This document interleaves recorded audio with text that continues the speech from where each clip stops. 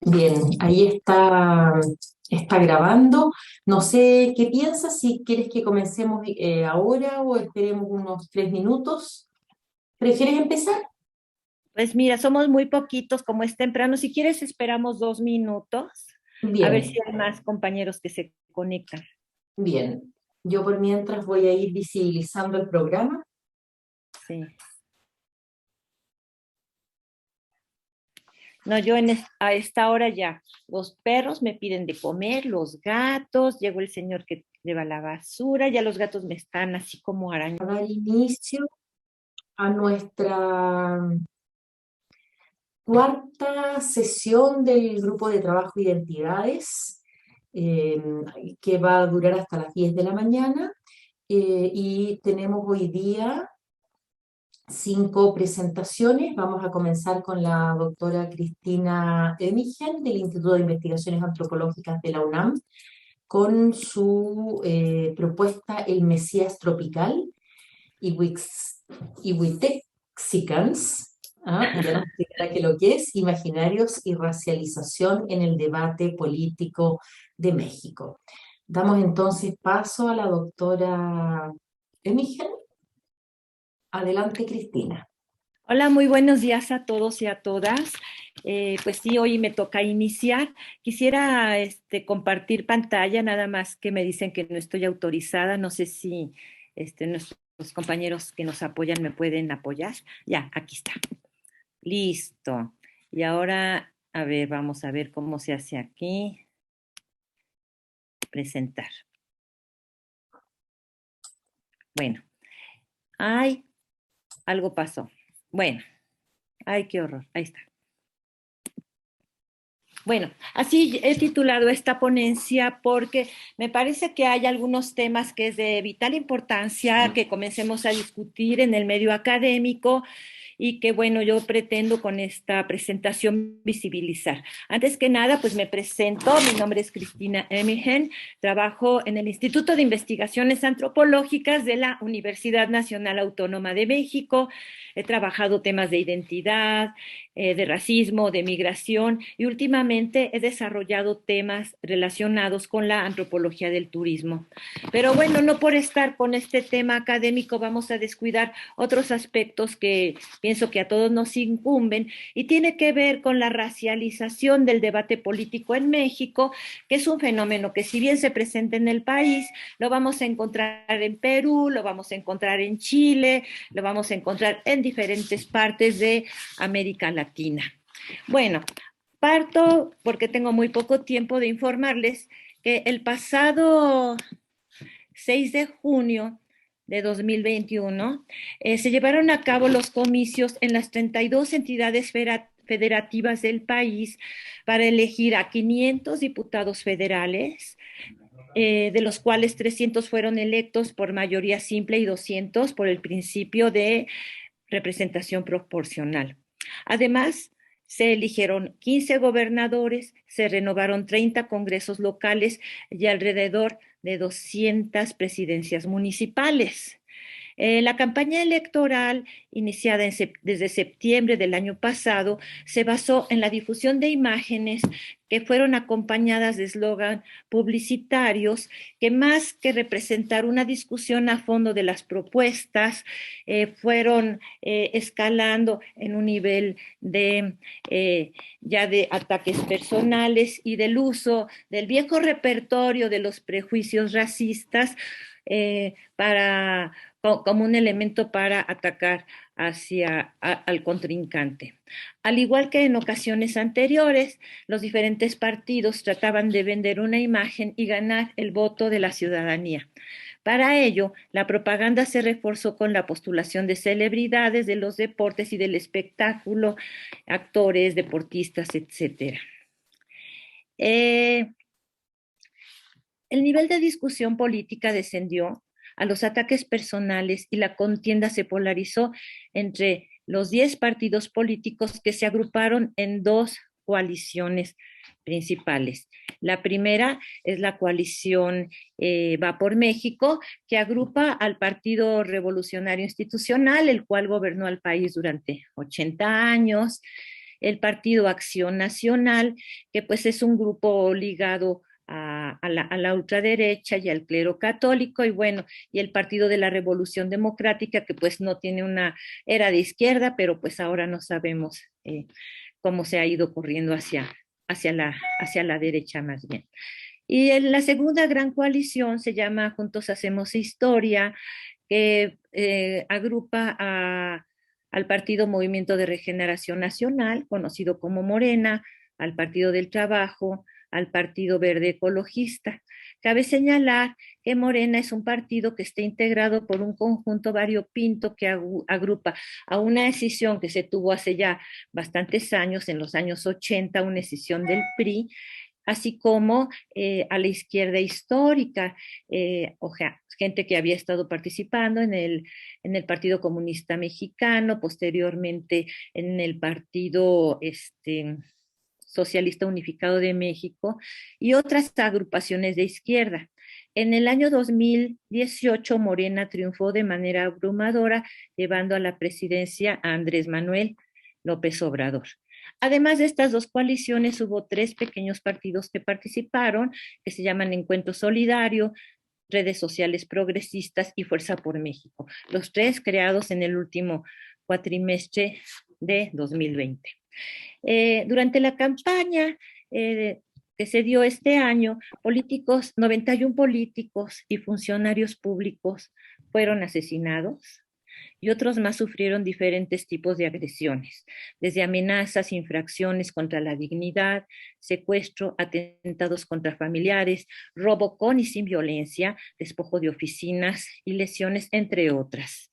El gobierno federal tuvo que poner en marcha un operativo para proteger a los candidatos que habían sido amenazados por el crimen organizado, hay que señalarlo, y sobre todo a nivel municipal, yo creo que es un tema que tenemos que abordar con mayor profundidad. Y bueno, y también promovió una estrategia para darle protección, fíjense nada más, a 21,000 aspirantes, o sea, estas son las elecciones más concurridas de la historia, 21,000 aspirantes a los diferentes puestos de elección popular.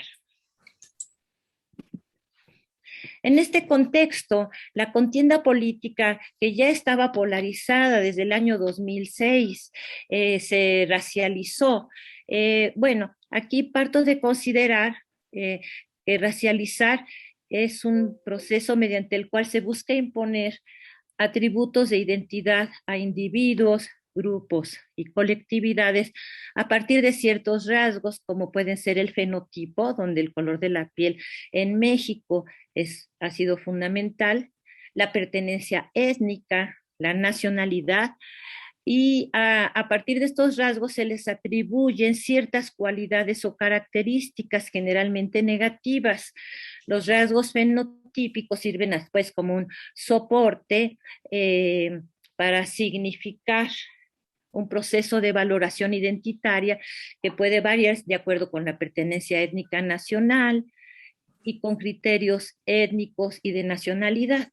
Bien, por ejemplo, cuando se racializa la campaña política, bueno, pues se va a tratar de destacar por estos grupos ultraconservadores apoyados, y eso hay que señalarlo, que si bien estos grupos conservadores son minoritarios, cuentan con el apoyo de los medios de comunicación y de hecho pues han sido identificados como grupos de poder muy ligados a cierto tipo de empresariado poderoso económicamente y que cuentan con los medios de comunicación, o sea, prensa escrita y televisión, además de una gran cantidad de recursos para mover a través de las redes sociales. Bien, en este proceso de racialización, por ejemplo, desde el 2006, el candidato con el cual se agruparon las diferentes organizaciones, movimientos de izquierda y movimientos sociales, Andrés Manuel López Obrador, fue destacado por su origen tabasqueño, o sea, Tabasco es un estado del sur de México y una forma de minimizarlo, de imponerle atributos negativos, era su forma de hablar, o sea, la forma regional del habla, donde dicen es que se come las heces, o sea, fue muy utilizado como en forma despectiva, como una manera de decir que pues no sabe ni siquiera hablar el español. Otros elementos es que no habla inglés, o sea, esto se utilizó mucho en el año 2021. Y bueno, su partido, Morena, eh, también ha sido objeto de la creación continua casi todos los días, de estereotipos negativos asociados a lo indígena y al universo simbólico que se les atribuye a las personas clasificadas en esta categoría. Es decir, la gente que agrupa a Morena son pobres, o sea, se distinguen por su pobreza, su ruralidad, su atraso y su ignorancia. O sea, estos elementos vuelven a surgir en el año 2021 como características que utilizan diversos medios para imponer una identidad negativa a este movimiento. Bien.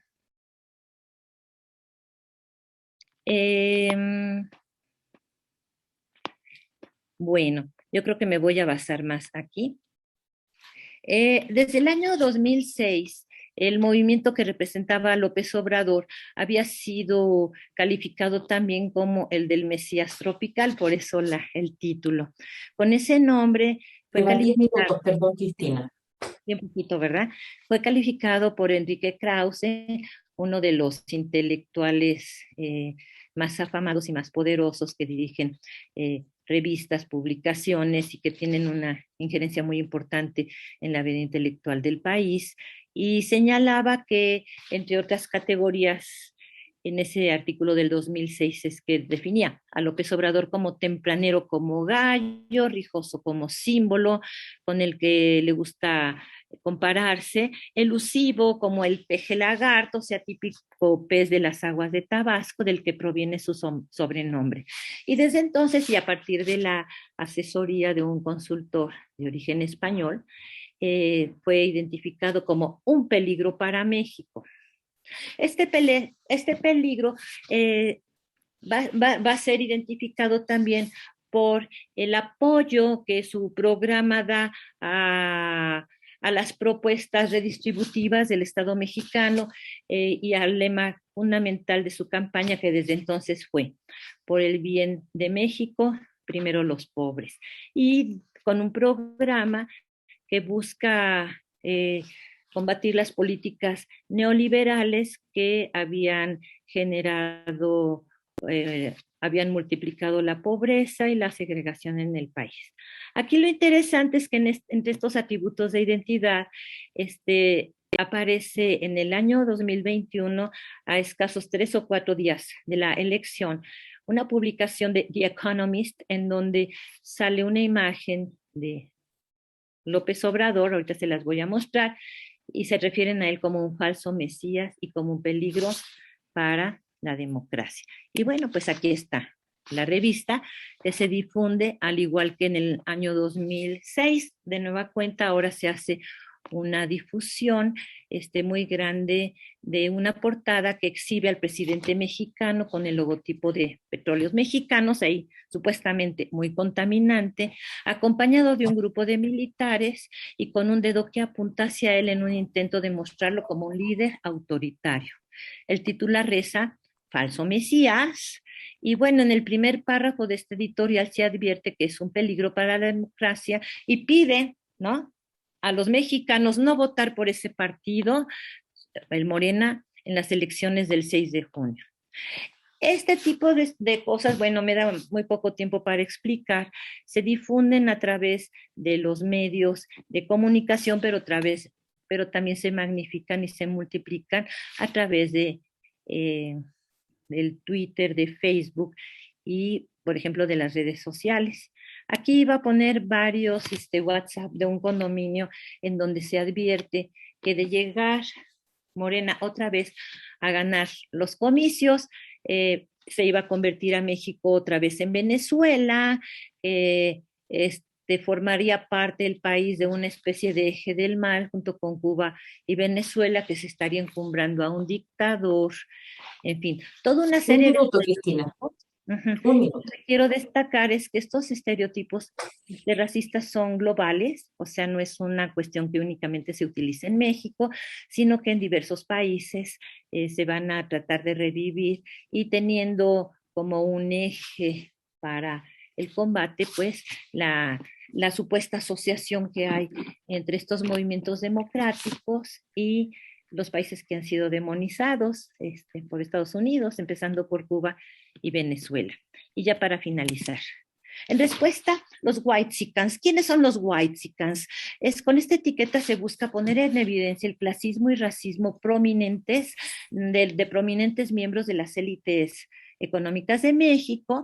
Y bueno, a través de su sitio se pone de relieve las aspiraciones de un sector de las élites que se identifican con los blancos estadounidenses y expresan su desprecio hacia los mexicanos pobres y hacia los indígenas. Dicho término se deriva de la contracción de white y mexicans, pero su significado más allá del simple color de la piel y nacionalidad de quienes son etiquetados con ese apelativo. Ahora, yo considero que más que identificarse ellos con la derecha estadounidense, más bien han mostrado un fuerte apego con la derecha franquista, como Vox, y se han referido a España como la madre patria. Y bueno, aquí yo le dejaría para después dar inicio a la discusión. Muchas gracias. Muchas gracias, Cristina. Entonces, vamos a ver si está la segunda participante del día de hoy. Sí, acá me encuentro. Sí, Elena Herrera. Entonces, buenos días, Elena. Gracias. Vamos a dar paso a tu presentación que se denomina Cuerpos y Territorios Explotables, representaciones racializadas en torno a las poblaciones indígenas y el trabajo agrícola. María Elena, si quieres tú te presentas. Yo a partir de cuando comience tu presentación, ya la tengas compartida, empieza tu tiempo. Te avisaré a los 10 minutos y después cuando te quede uno. Sí, muchas Muchas gracias. A gracias. ver, voy a iniciar compartiendo pantalla. Y bueno, acá está. Mientras tanto, pues voy a empezar presentándome. Bueno, mi nombre es Elena Herrera. Yo actualmente estoy como postdoctorante en el Instituto de Investigaciones Jurídicas de la UNAM, desarrollando un proyecto de investigación sobre trabajadores agrícolas, derechos laborales y racismo. Yo vengo de la antropología, desde licenciatura y también en posgrados, y los temas en los que me he especializado tienen que ver con el racismo hacia las poblaciones indígenas, la migración laboral, tanto de comunidades indígenas urbanas, como también, y principalmente, últimas fechas, que tiene que ver con el trabajo agrícola. Bien, entonces, en esta... Listo. Entonces, bueno, aquí está el título y, bueno, explicarles un poco de esta presentación. Pues el marco es un proyecto de investigación que fue mi tesis doctoral y que, bueno, que aunque esté concluida, pues eso no quita que sigan despertándose nuevas interrogantes al respecto de las representaciones sociales y cómo estas pueden ser instrumentalizadas para configurar ciertos espacios y nichos, bueno, nichos laborales y también ciertas jerarquías y sistemas de explotación laboral. Y pues actualmente, como ya les decía, el proyecto que estoy desarrollando. Bueno, entonces el objetivo en esta presentación pues es reflexionar sobre la relación entre procesos de racialización y la construcción de representaciones sociales, los discursos que se instrumentalizan a partir de las mismas y los efectos materiales concretos que tienen, específicamente, como ya mencioné, en el caso del trabajo agrícola y de los jornaleros y jornaleras agrícolas originarias de una región en específico, que es la región montaña de Guerrero, acá en México. Entonces, bueno, resaltar o enfatizar que las representaciones sociales pues son construcciones dinámicas y que por tanto son cambiantes de acuerdo pues al contexto, a los tiempos y también en especial que se construyen, se significan y resignifican en los espacios de las interacciones sociales y en el plano cotidiano, que están estructuradas en campos de poder y de disputa y que también son instrumentalizadas y por tanto articulan discursos y legitiman sistemas. Aquí específicamente hablo de esto de los sistemas de explotación laboral y también en cómo se configuran pues también estos despojos hacia ciertos territorios y hacia ciertos cuerpos que salen de aquí.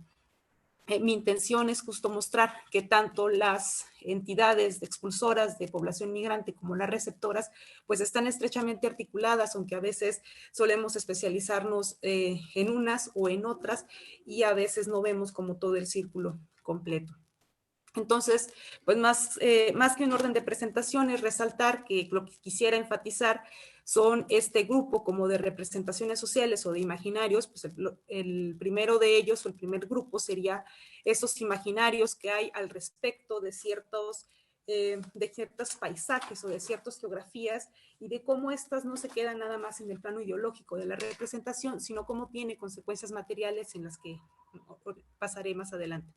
También, bueno, enfatizar o hablar de las representaciones sobre el indígena en México, que es un tema muy amplio, pero acotado a una construcción, una representación social regional que se utiliza en Guerrero para referir a la población indígena, que es el de Huanco o la Huancada.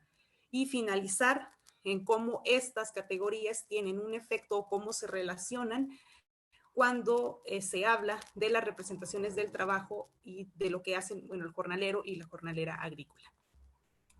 Entonces, bueno, ahora sí pasando como este primer grupo de las geografías racializadas o de estas representaciones o imaginarios sobre los paisajes, aquí quisiera con esta cita enfatizar sobre todo las dos últimas líneas que nos dice aquella lejana provincia que ahora nos muestran como habitadas por indígenas melancólicos, sucios, andrajosos, miserables y eternos tejedores de la palma, y subrayar sobre todo donde dice lejana, aquellas tierras habitadas, aquellas tierras, pues sí, lejanas, habitadas por indígenas, y que quisiera yo resaltar con lo siguiente. Antes de eso, pues mostrar de manera muy contextual, bueno, la montaña de Guerrero es una región que se encuentra pues en un sistema montañoso o en una orografía bastante complicada, y que es la región que cuenta con la mayor población, la mayor concentración de población indígena en el estado y también de diversidad étnica. Y entonces aquí hay tres grupos principales que son mixtecos o nazarí, como ellos se autonombran. También están tlapanecos, que se autodenominan como mepa, y la población nahua, que es la mayoritaria, que se muestra en amarillo. Aquí quisiera resaltar que, por ejemplo, aquí las zonas en rojo, que son la región donde se encuentra la población mixteca, es la llamada montaña alta, y que esta parte pues es la más incrustada en la sierra, es la región, como su nombre lo dice, pues la más alta, la de más difícil acceso y también la que concentra los más altos índices de pobreza. Y al mismo tiempo, y paradójicamente, es la que a pesar de todas esas complicaciones en el transporte y el acceso, pues es la mayor expulsora de trabajadores agrícolas. Aquí, nada más de manera ilustrativa, para ver cuál es la distribución de la situación de pobreza en el estado de Guerrero, pues acá se puede ver que toda esta región que está marcada en rojo, pues corresponde con la región montaña y bueno, con la costa que está hacia acá, pero podemos decir que de los municipios de la montaña, pues todos se encuentran en situación de pobreza y de pobreza extrema, que sería el rojo.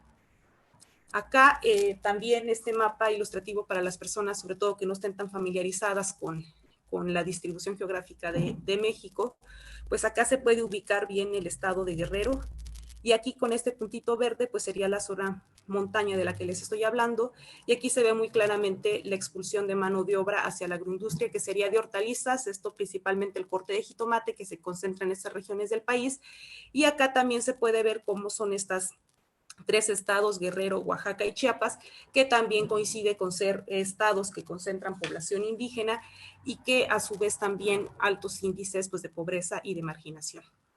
Entonces, ahora sí entrando a esta discusión de la geografía racializada, entender esta relación entre los espacios, la representación que se hace sobre esos paisajes y cómo esto está relacionado también con una suerte de desigualdades sociales y de despojos.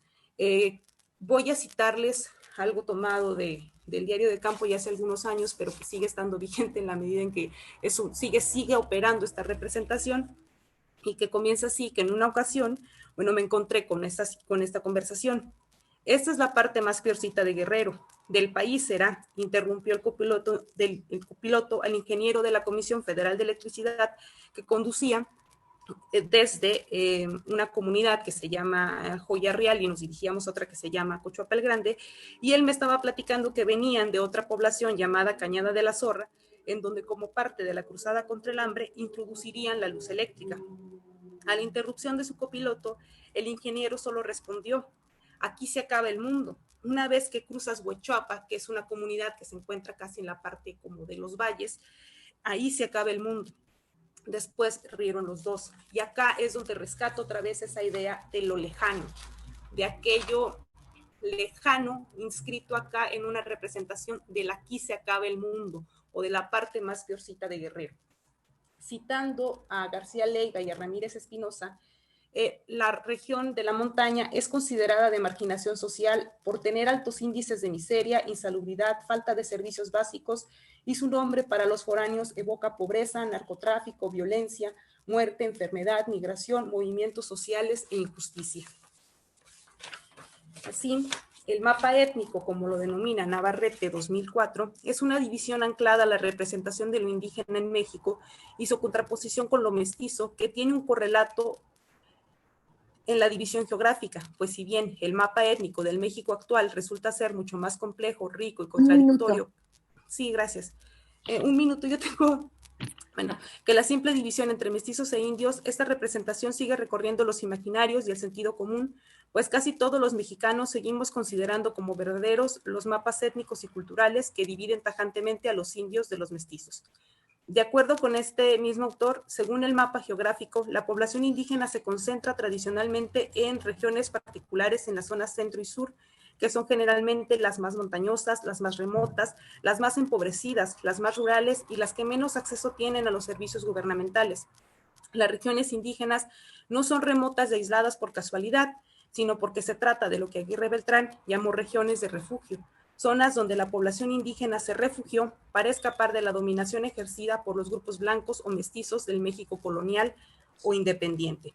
En ese sentido, esta montaña de Guerrero debe ser entendida como una geografía racializada, como una expresión de la geopolítica y dominación colonial que se reactualiza en la subalternización de ciertas poblaciones y que configura, digamos, todo este tipo de que activa relaciones y materializaciones como el aislamiento físico y social, las condiciones de pobreza, de marginación, el paulatino empobrecimiento de la región y también pues los despojos sistemáticos a los que está sometido tanto en el extractivismo, la militarización, la influencia del narcotráfico, las violencias de alto impacto y podríamos irle sumando más y más. Y en esto también la migración laboral que se va a ver reflejada en las condiciones laborales de las personas que se desempeñan como trabajadores agrícolas. Ahora, bien, de esta discusión, la representación del indígena en México, pues es un tema muy amplio. Aquí yo solo quisiera resaltar que está basada y fincada dentro del mito del mestizaje, de lo cual ya pues, también se ha escrito, se ha hablado, y pues señalar que el hecho de que se conformara como esta ilusión de una homogeneidad de la identidad nacional a partir del mestizo, pues creó estos polos en donde se configuró toda una representación hacia lo indígena como todas aquellas categorías de lo indeseable o de todo aquello que el mexicano mestizo quería dejar de ser en aspiración hacia una idea de blanquitud que en realidad es una, pues eso, es una ilusión, es una como tal, y que todo esto se encerró en esta palabra, en esta categoría del huanco, que se utiliza mucho en la región montaña para definir justamente esos significados.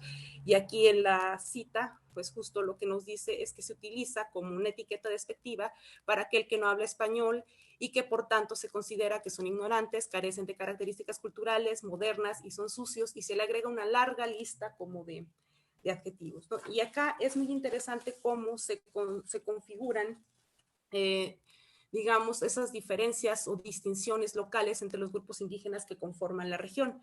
Aquí también les comparto una breve cita, y entonces ahí también del diario que subíamos en cierta ocasión por entre algunas curvas de la sierra en dirección hacia un municipio que se encuentra en los valles y que era una comunidad nahua, y yo iba con un grupo de personas de una organización social para que trabajaban con mujeres nahuas que antes habían sido jornaleras.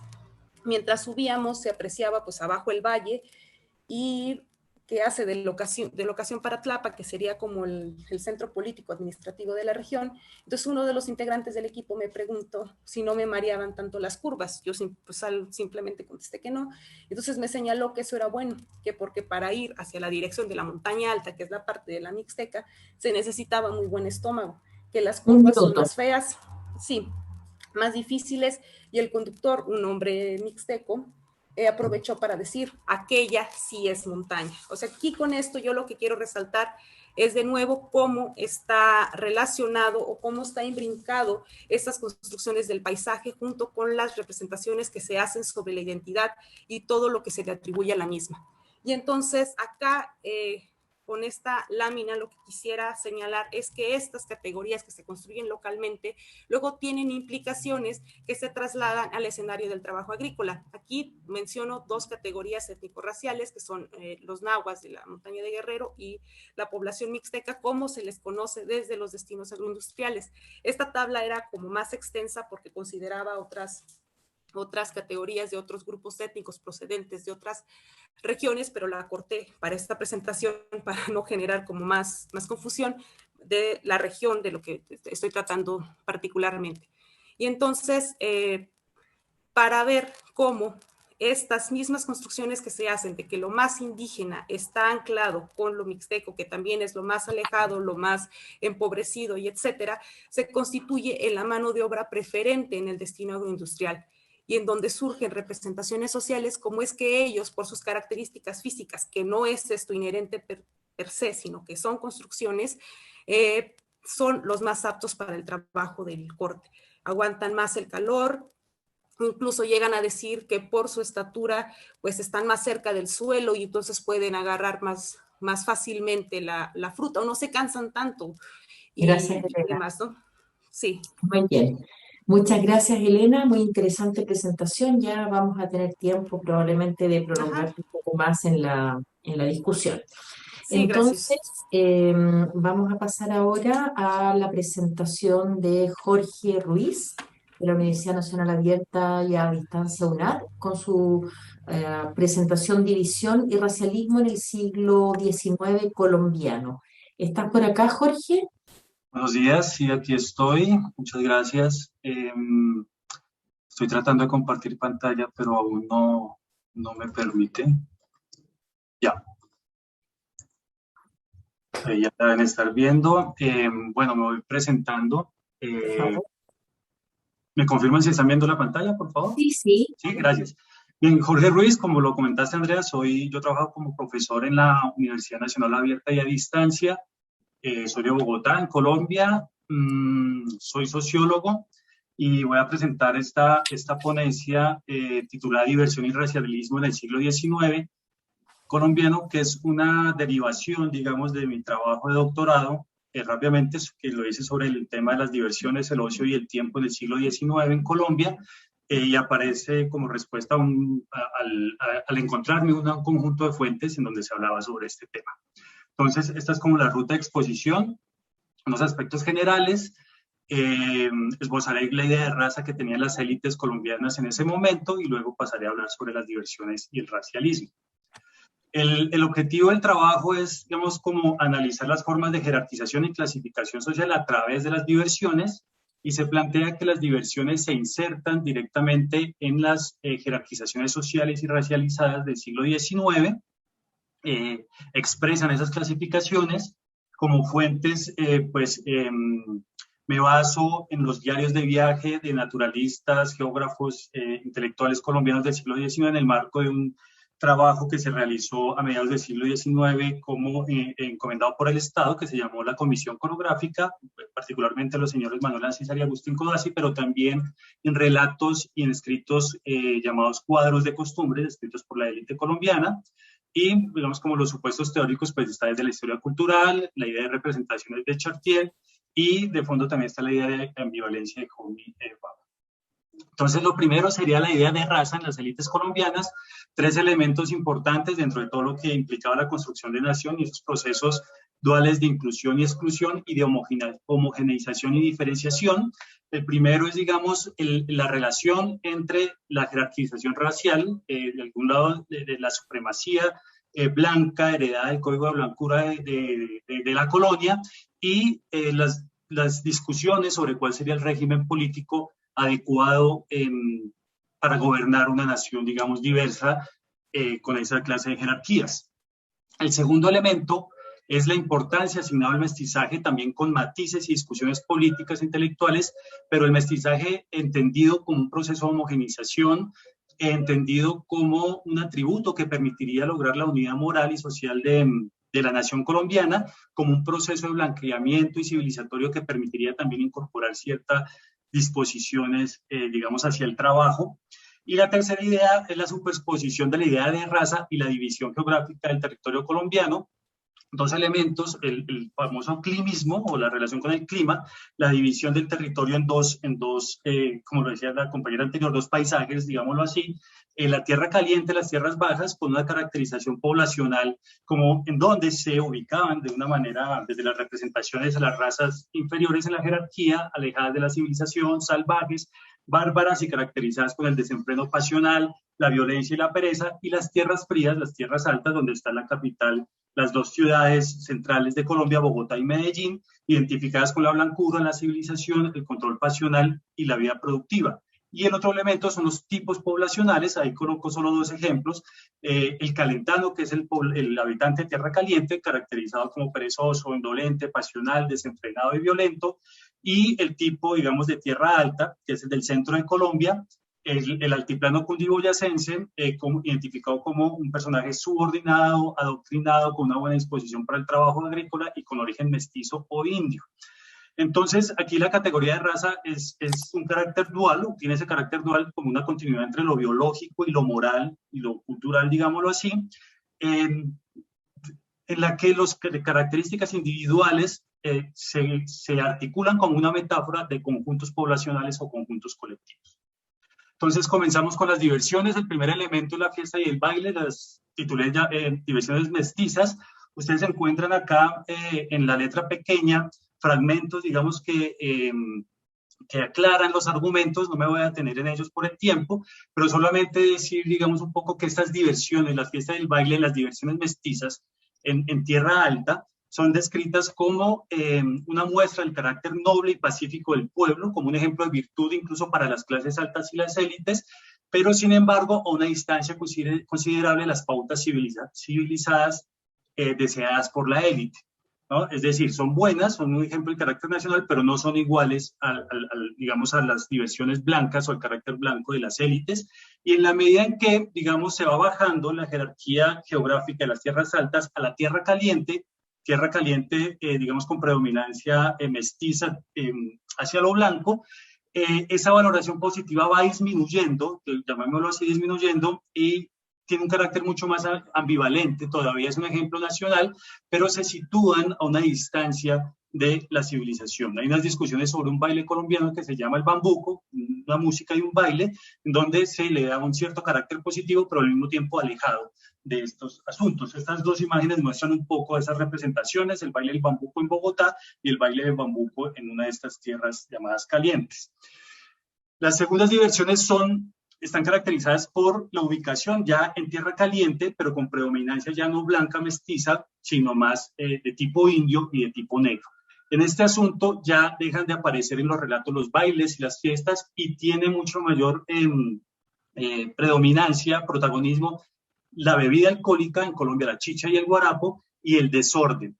Entonces las fiestas se van degradando a medida que se desciende la jerarquía racial, se difumina el carácter bondadoso de estas diversiones y aparece el desorden y la disrupción, digamos, lo perturbador en estas diversiones mucho más alejadas, por supuesto, de la civilización. El tercer elemento ya tiene que ver más con las diversiones en los centros de poder, Bogotá y Medellín, corridas de toros y juegos de azar, y la relación que utiliza o que entabla la élite colombiana con relación a España. Entonces aquí el proceso de diferenciación no es un proceso de diferenciación interno basado en estas características físicas externas, sino un proceso de diferenciación con relación a la metrópoli, en donde aparece una metáfora interna que es la sangre. La sangre es el elemento no visible que utiliza la élite colombiana para diferenciarse de las características negativas de la herencia hispana. Aquí hay algunos ejemplos, solamente quisiera mostrar el último, las diversiones hispanas, el último párrafo donde dice que, digamos, los únicos que trabajaban en España eran los judíos y los moros, y que de esa pereza transfundida de los españoles, en nuestra sangre brotan como de una fuente impura infinidad de vicios perniciosos, es decir, lo que heredamos de España, que era ese carácter festivo, hidalgo, esa leyenda negra española, era necesario separarse de aquello, y por eso estas diversiones de España eran caracterizadas a partir del exceso pasional, el desorden, la ociosidad, la disipación, incluso también el consumo de alcohol. Entonces esas diversiones era necesario digamos, transformarlas, cambiarlas, modificarlas, porque implicaban esa mala sangre interna heredada de la cultura española. Finalmente, en este cuadro quisiera mostrar como el resumen de lo que se plantea, desde el código racial, el tipo de diversión, el tipo poblacional y regional o geográfico, las representaciones y la racialización. Si lo vemos desde el código racial, desde la idea de mestizaje, la diversión que se caracteriza, que se representa son las fiestas y bailes, en tierra fría, con predominancia de lo blanco, como una metáfora del pueblo, de lo nacional, del espíritu nacional, que se representan a través de las ideas de orden, sencillez, bondad y de lo propio, digamos, con relación a la nación. Y aquí la racialización está dada por la asimilización de las características corporales como metáfora de comportamientos colectivos y de comportamientos y de evaluaciones de tipo moral.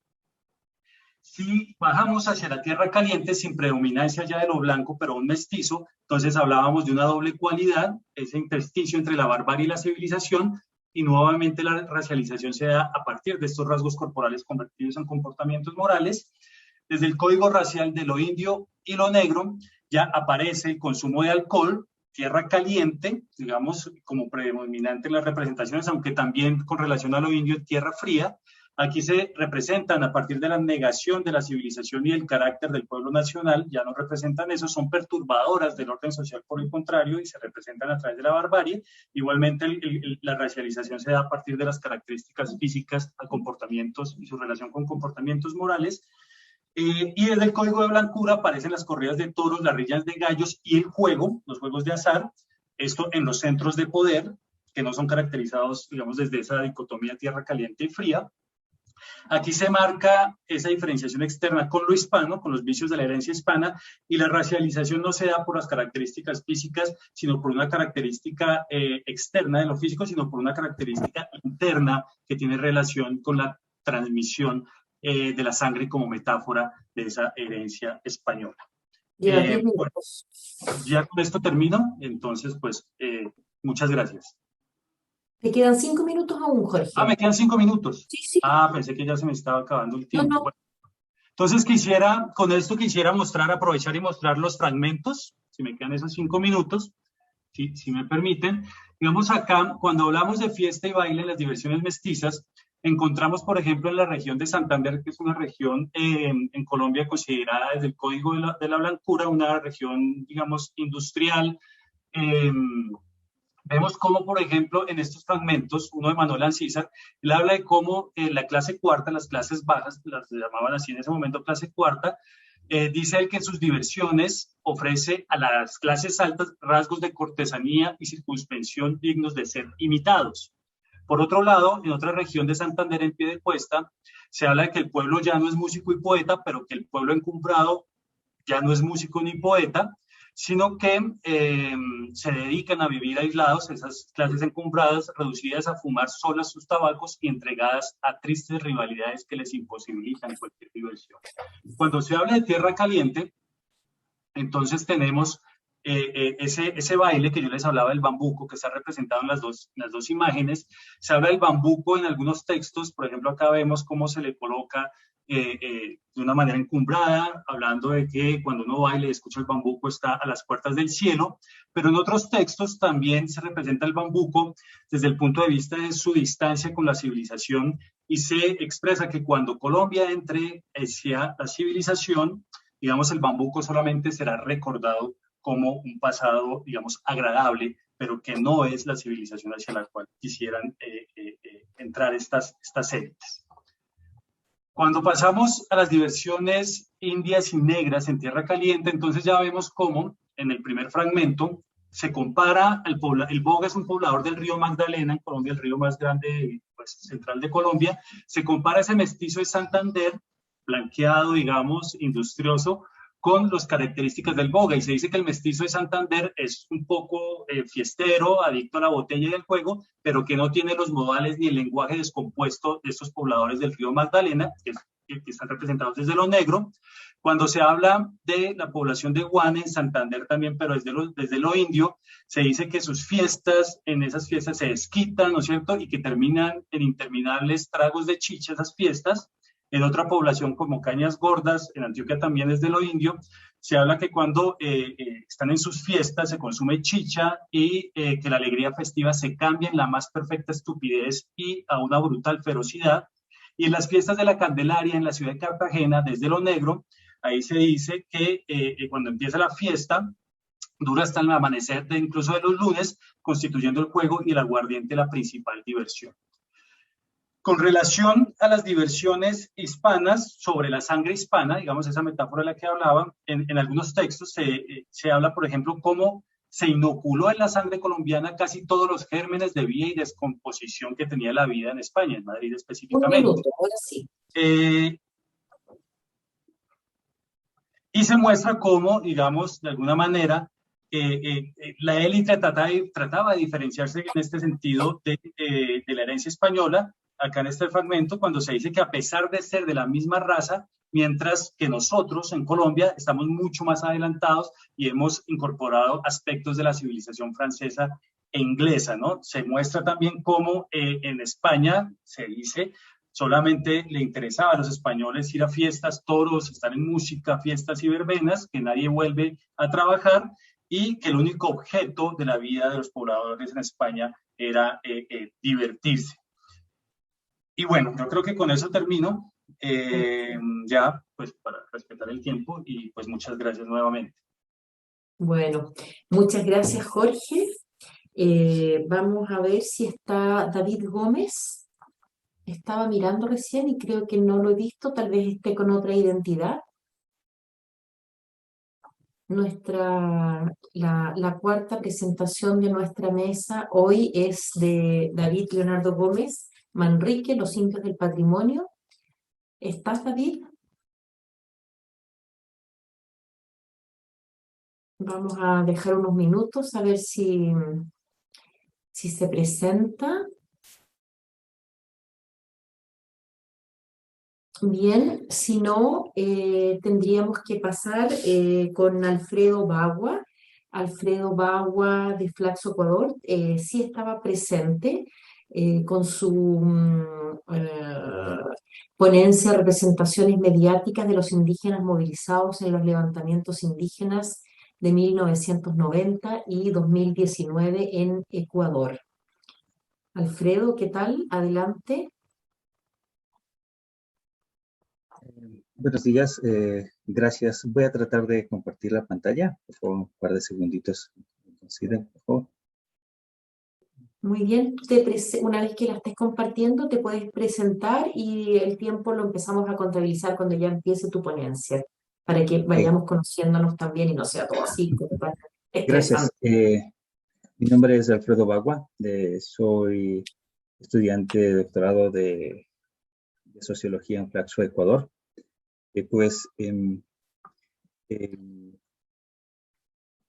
Como ya daba a conocer mi propuesta de investigación, esta es una fotografía tomada en octubre de 2019, uno de los días del levantamiento. Esta imagen captura el Ayllu, la comunidad indígena en la ciudad.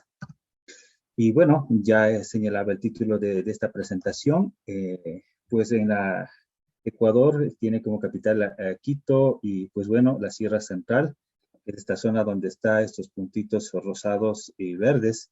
Esta zona de la Sierra Central es el lugar donde existe mayor población indígena.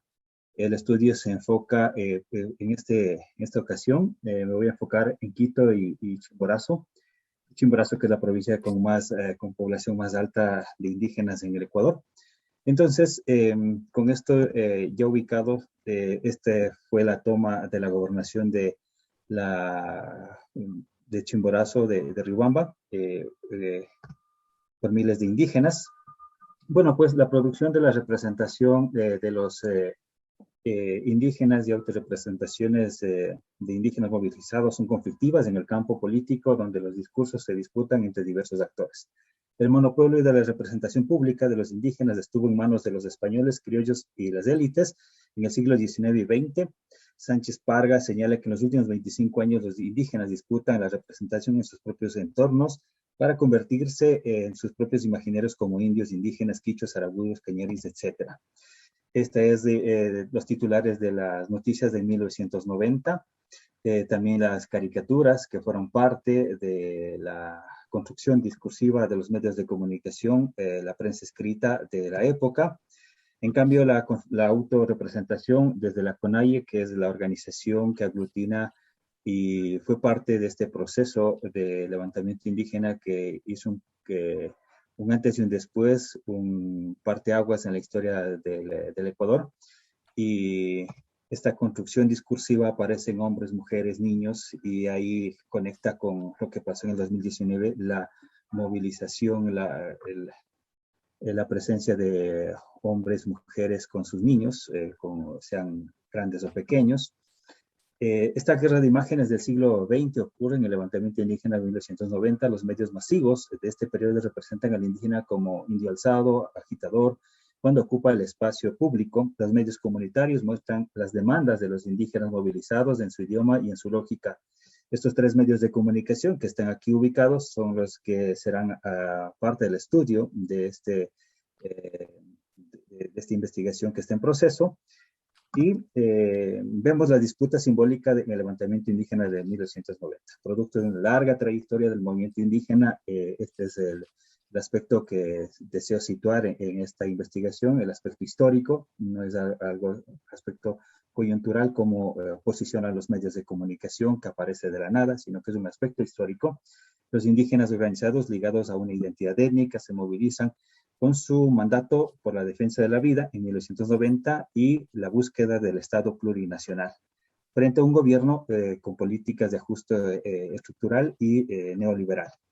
En 1990, el locus de enunciación es la autoorganización, la representación indígena a través de los medios comunitarios, especialmente radio comunitaria, que son parte del proceso de la construcción de todo lo que es el movimiento indígena y conectando esto con los años 1920, época donde se van constituyendo otros elementos de configuración de las comunidades indígenas. También señalar que el gobierno de Rafael Correa, dentro del año 2007 a 2017, incide en la transformación del contexto mediático con la nueva ley de comunicación, en la que aparece medios públicos, privados y medios comunitarios de esta clasificación. Forma parte de este cambio en el contexto mediático. Sin embargo, la disputa entre CONAIE y el presidente Correa aparece continuamente hasta el punto de deslegitimar a la CONAIE, llamar a sus dirigentes como emplumados y quiñahui. O sea, todo esto es una disputa simbólica, discursiva de imágenes y representaciones desde las élites hacia los indígenas. También les llamó terroristas y a partir de ahí se va construyendo una narrativa de que los indígenas son terroristas que atentan contra el Estado, a pesar de que el Estado ecuatoriano ya con Correa en el año 2008 empieza a ser regido por una constitución que señala que el Estado es plurinacional. Los significados de los levantamientos de 1990 y 2019 para los indígenas es un parteaguas a nivel histórico, demanda de la tierra, territorialidad, a un Estado burgués para buscar un Estado plurinacional. Para la población blanco-mestiza, en cambio, el significado del levantamiento indígena es amenaza al proyecto homogenizador de la cultura blanco-mestiza plasmada en el Estado-nación, la ecuatorianidad, desarrollo y progreso. Como decía hace un momento, la parte histórica del levantamiento es alimentado por estas figuras. Si uno nota la forma como están fotografiadas de estos líderes que son parte, y aquí aparece la mujer que forma parte de los levantamientos indígenas. 30 años después, el levantamiento indígena de 2019, las élites revelan las claves clasistas y racistas con el que conciben el espacio social en el que la minoría racializada y desde la óptica de las élites es engañada por los líderes, debe ser apaciguada y aleccionada. Y ese pensamiento aparece en los titulares, en los medios de comunicación, también aparece en los artículos de opinión, aunque en el año 2019 aparece un intelectual indígena como articulista, columnista de un diario, El Universo, que forma parte de este estudio y que pertenece a la región costa, a la élite porteña de Ecuador. Mientras que El Comercio, que este es el otro artículo, en este artículo no aparece ningún indígena durante octubre de 2019 como articulista. En 2019 se diversifican los voceros y amplifican el público del levantamiento indígena, la forma de percibir el levantamiento indígena. Los movimientos sociales, medios comunitarios, medios digitales y ciudadanos transmiten este hecho y rompen con el cerco mediático que se constituyó las élites con el gobierno de Lenín Moreno para sostener el decreto 883 que permitía y activaba la liberación de los subsidios. Y aquí aparecen medios de comunicación digitales y también medios comunitarios e indígenas que amplifican esta nueva forma de ver el levantamiento. La prensa, radio, televisión, el cine e internet creemos que son tecnologías que crean ambientes de entornos mediáticos. Estos entornos y las tecnologías, como parte de unas ecologías mediáticas, muestran dos cosas. El cambio, por un lado, el cambio que implica una multiplicidad de relaciones al interior de una compleja red tecnológica que integra lo viejo y lo nuevo. Segundo, la coevolución que incorpora la dimensión del tiempo al investigar a los medios y movimientos sociales, dos procesos sociales imbricados. Vemos tanto medios de comunicación como movimientos sociales están imbricados.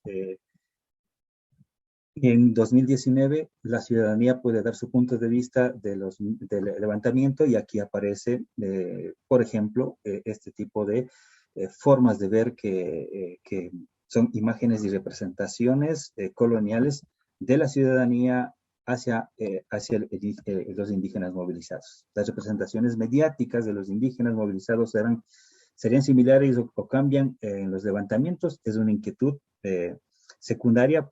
Más adelante ya vamos a ver la pregunta central. La prensa señala de esta forma aborígenes, indios, agitadores en 1990. En 2019 aparece destructores, saqueadores, violentos, indigenado, no solo en medios impresos, sino también medios digitales. 30 años separa de un evento a otro. Las investigaciones que preceden a esta investigación analizan cada evento por separado. Señalar que en los últimos 30 años ha habido varios levantamientos, varias marchas que han sido también analizados. Este estudio es un estudio comparativo de los dos eventos de 1990 a 2019. Entonces, el levantamiento de 2019 tiene una particularidad de que aparece las élites con su marcha por la paz y este nuevo discurso de la paz como opuesto a la violencia, el caos que instalaría desde la óptica de las élites el movimiento indígena. Al estudiar las representaciones mediáticas, comparativamente podríamos saber qué cambios experimentan los indígenas con sus demandas y liderazgos en los últimos 30 años. Cuando ellos recién son reconocidos como sujetos políticos, en 1990, por el Estado se sabría por qué la persistencia del miedo de la élite hacia el marciano o indio, como se llaman, cuando la élite habla y sigue pensando por el subalterno. La pregunta de la investigación que se centra acá es cómo se han transformado las representaciones y autorrepresentaciones de los indígenas movilizados durante los levantamientos indígenas de 1990 y 2019 en su relación con las disputas simbólicas en el campo político y la ecología mediática. Entonces, el objetivo es analizar las transformaciones de las representaciones y autorrepresentaciones de los indígenas durante estos dos levantamientos en relación con las disputas simbólicas en el campo político y en la ecología de medios. Tenemos conceptos claves como la subalternidad, regímenes de verdad, la representación social y pues bueno, creo que me queda un poco de tiempo, voy a acelerar un poco. 5 minutos te quedan, tranquilo. Ok, entonces, pues bueno, ¿por qué partimos del concepto de la subalternidad? Este concepto nos va a permitir justamente comprender la subjetividad de los indígenas, cómo su potencial de transformación a través de la conciencia y la acción política en un contexto de dominación es un hecho relacional, proceso de politización de la acción colectiva de los indígenas para destejer las telarañas hegemónicas del Estado. Entonces, lo que procuramos es conocer justamente cómo los indígenas ven y responden al Estado cuando establece los decretos que son en cierta medida la similitud entre 1990 y 2019, los decretos o las leyes desde el Estado que son de carácter ajuste estructural en 1990 y en 2019, que es eliminar los subsidios al combustible que activa el levantamiento indígena y popular de 2019. Entonces, en cuanto a los regímenes de verdad, con esto apuntamos cómo los medios de comunicación y las élites construyen una verdad acerca del indígena, ¿no? Las prácticas discursivas, un titular, una fotografía, todos estos elementos que están alrededor de las prácticas discursivas en los medios de comunicación y la representación social que establece identidades y sus representaciones acontece en relaciones de oposición. Entonces, lo que queremos es buscar los dos lados, poner sobre el análisis cómo piensan las élites y cómo piensan los indígenas. Entonces, en un campo de disputa, el poder simbólico, el hacer existir, el hacer hablar, el hacer que aparezca el indígena, entonces, cómo aparece y cómo son respondidas, ¿no? Entonces, pues bueno, la metodología es la prensa escrita, los medios de cobertura nacional, el comercio del universo, audioteca de los medios comunitarios señalados, entrevistas a líderes indígenas, periodistas y comunitarios. Bueno, para esta presentación se analizó dos corpus de editoriales, medios impresos, El Espectador de 1990 de Chimborazo, Riobamba, El Comercio de Quito, que tiene una cobertura nacional, y una entrevista a una mujer indígena que lideró el levantamiento indígena de 2019, perdón. Entonces, en el corpus, rápidamente, el del Espectador, aparece el indígena caracterizado como infantil, atrasado, manipulado y dividido. Esta condición establece su oposición al poder instituido y sus políticas. La reproducción de poder y dominación vincula una estructura social de grupos e instituciones a su control de estructuras de contexto, el texto y el habla de los eventos comunicativos e indirectamente a la influencia de los modelos personales, actitudinales, ideología y conocimiento socialmente compartido, dice Bandi. Esto, aplicado a todo lo que se ha revisado, existe un control de todo el contexto, se ubica, se da matices del indígena que viene del campo a la ciudad, que destruye las haciendas, que toma posesión de un lugar que no le pertenece, todas esas narrativas de que está dividido, de que históricamente el Estado se ha olvidado de ellos y que indigenado, que es manipulado por líderes oportunistas. Entonces eso se configura en Chimborazo, que es, digamos, un espacio local. Sin embargo, Quito, el lugar donde ocurre el levantamiento indígena, donde hay la represión, donde está Carondelet, del lugar del gobierno y todo eso, entonces el corpus del comercio, los articulistas son blancos mestizos. Aquí ellos señalan que es una minoría violenta, la mayoría es pacífica, que desea trabajar, discursos encendidos y palabra dura, discurso desestabilizador, democracia, la paz social, el país, violencia extrema, son reiterativos, caos en carreteras, ciudades, muchas comunidades han sido engañadas por sus líderes. Entonces, vemos cómo a nivel local y a nivel nacional se configura una narrativa, una verdad acerca de los indígenas. Y esta configuración se contrapone con lo que dice la lideresa indígena, ¿no? Esta voz que cuestiona a una imagen que ha sido construidas desde el Estado como una mujer sumisa, sin voz, protectora de la cultura indígena. Ella muestra, Tupul muestra las dinámicas, disputas y tensiones del liderazgo indígena en Chimborazo, también como el liderazgo masculino indígena se opone al liderazgo femenino indígena, la vigencia del patriarcalismo, también muestra cómo se repiten ciertos repertorios de acción colectiva y también cómo cambian entre 1990 y 2019, cierre de vías, marcha por las calles de la ciudad, toma de instituciones, aparece también el apoyo de la mujer indígena, de la mujer blanca mestiza y del hombre hacia el liderazgo de Carmen Tupul, diciendo que queremos que usted sea nuestra voz en este tipo de manifestaciones y sobre todo porque tomaron la gobernación de Chimborazo, ¿no? La tercera imagen que les mostraba justamente había ese momento justo de la toma, ¿no? Y finalmente, conclusiones, las imágenes de presentaciones sociales de los indígenas movilizados activan las miradas paternalistas y románticas de las élites que están atravesadas por el temor al diferente por las élites, ¿no? Un continuum histórico de un evento a otro. Las propuestas de los indígenas son interpretadas como amenaza al estado imaginado por las élites. La estigmatización de los indígenas movilizados aparece con más profundidad en el 2019. Todo esto recogiendo todo lo que pasó en el periodo anterior o en el decenio anterior con la confrontación continua entre CONAIE y el presidente Correa en el Estado plurinacional. Y los indígenas trabajan en las urbes, a pesar de que ellos trabajan, son invisibles al Estado y las élites, en la ciudad de Quito, en Guayaquil, en otras provincias, y ellos solo existen en el mercado, en los chistes, en los levantamientos, ¿no? Entonces, eso he querido un poco sintetizar. Estamos en este momento en procesos de construcción, es una investigación en proceso y muchas gracias por el tiempo. Muchas gracias, Alfredo. Otra presentación muy, muy interesante en el sentido de la conversación de hoy. Bueno, faltó un ponente, ¿no es cierto? Según entiendo, no se ha presentado David Gómez. Si estuviera allí todavía tendríamos tiempo, pero bueno, creo que él no está, por lo tanto vamos a tener un tiempo más para las preguntas y para la conversación. Para arrancar, bueno, la metodología va a ser, como lo decíamos al principio, ya sea pueden expresar sus preguntas en el chat o ojalá, idealmente, de manera verbal, con sus cámaras, para que podamos ir generando un diálogo.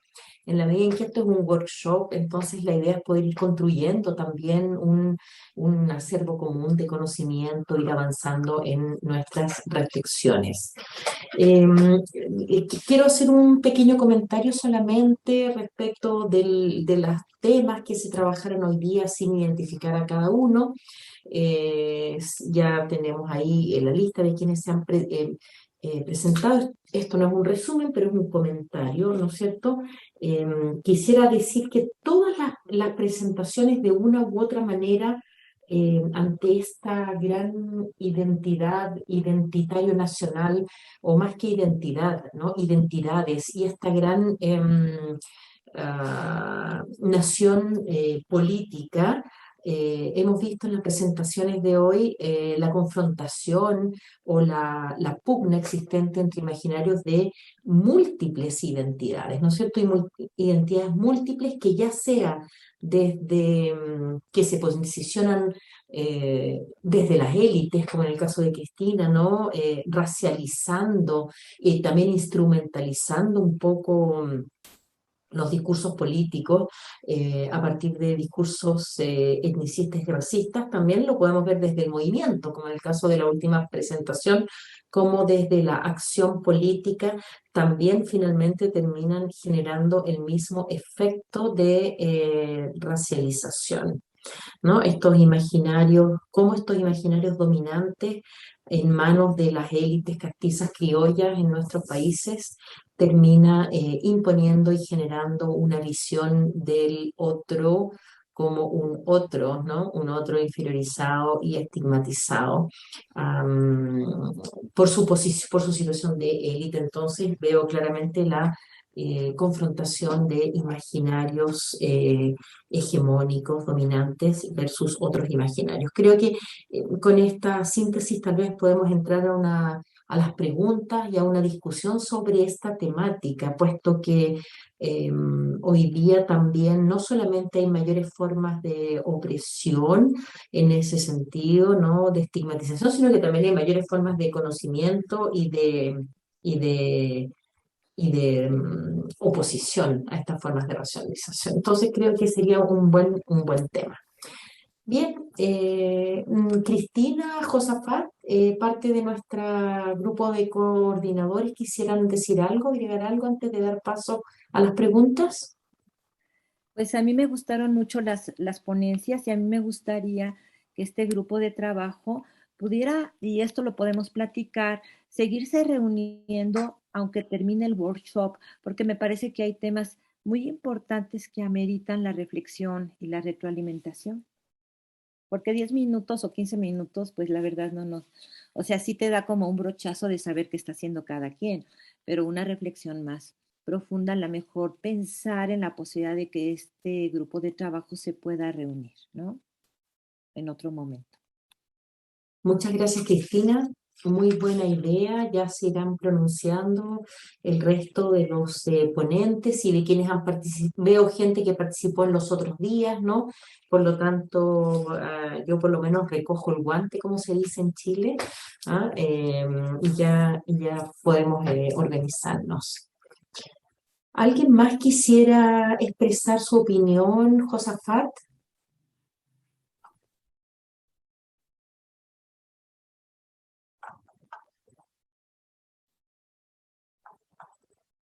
Bueno, parece que ha tenido que retirarse. Vamos a leer. Sofía, buenos días, Sofía. Tú habías realizado una consulta por el chat. Te doy la posibilidad, si lo quieres formular directamente a la expositora. Sí, ¿qué tal? Buenos días. Una disculpa, es que vengo en el carro y no sé, desde temprano, ¿no? Entonces, bueno, se me dificulta un poquito. Sí, a mí todas las ponencias me han encantado. Creo que van en la misma línea, ¿no? Entre disputas, ¿no? Estigmatizaciones.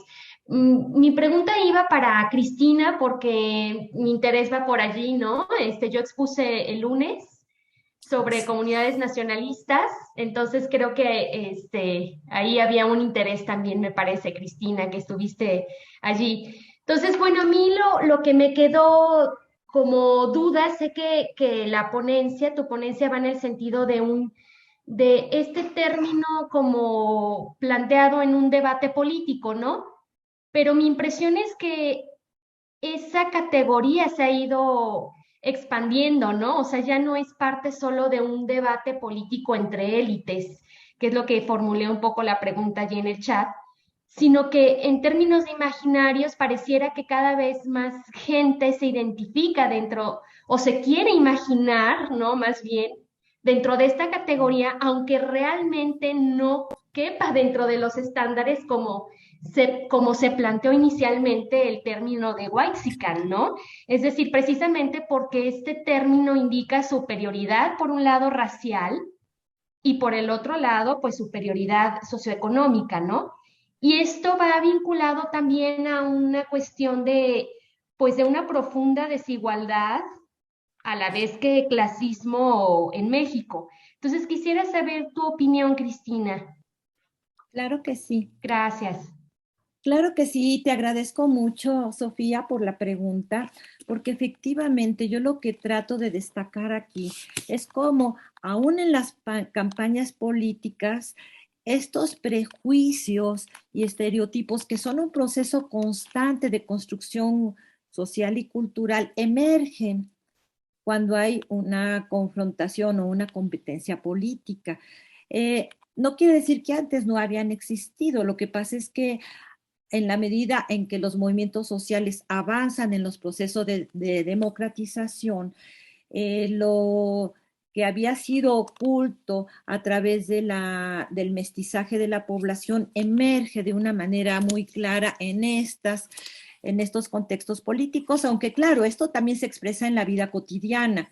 De hecho, en el trabajo que vengo realizando, trato de ubicar cómo los marcos de referencia que plantea Goffman se articulan con las experiencias cotidianas, con las experiencias de vida. Basta señalar que desde el siglo XIX se observaba cierto acuerdo en reivindicar el mestizaje, ¿no? Aunque había, o sea, que el mestizaje que a la vez muestra oculta, aunque si bien había divergencias, se coincidía que el ciudadano mestizo, que era el símbolo de lo nacional, era lo que se buscaba. Por ejemplo, Basabe, cuando habla del mestizaje, se refiere a la mestizofilia blanca, que apunta a la mezcla que tiende a favorecer el blanqueamiento de la población, y hay otra que según López Beltrán y García de Ister hablan de una mestizofilia morena que resulta de incorporar a la población indígena a la nación mediante la mezcla biológica y la aculturación educativa.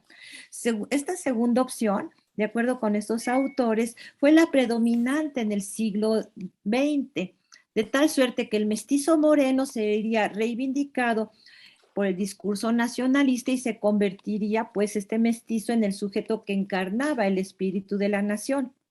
Sin embargo, bueno, pues el mestizaje que se logra a través de la procreación y se reconoce a través de las relaciones de parentesco y matrimonio, tiene complejidades que aún han sido muy poco estudiadas. O sea, en México no hemos estudiado el tema del mestizaje, como tampoco hemos estudiado la cuestión de la aspiración y del blanqueamiento.